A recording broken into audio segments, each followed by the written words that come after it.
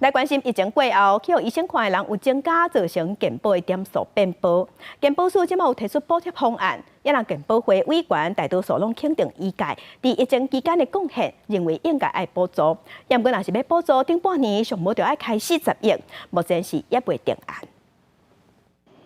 新冠疫情了后，因为免疫负债等等的因素，就医的民众大幅度增加，医界烦恼健保的点数计值怎安尼补起，平均一点无到0.9块。恐惊冲击医疗因素财务的状况，卫福部健保署15日伫全民健康保险会提出补贴的方案，经过4点半钟开会讨论，大部分健保会委员拢肯定医界伫疫情期间的贡献，嘛拢认为应该爱给因补助。如果以第一季跟第二季而言，那么中医的部分呢都符合动资条件。好，那西医基层的部分呢，那么是符合第二季的时候才符合动资条件，第一季的它的点值仍然在0.9以上。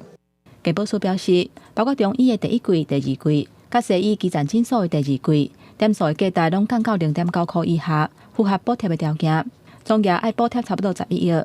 现在病院的第一季、第二季服务量嘛直头增加，不过数字也要精算，初步估计爱补贴30亿左右。现在补贴经费的来源，付费者的代表主张讲，应该爱由公务预算来支出，不是用健保安全准备金来付。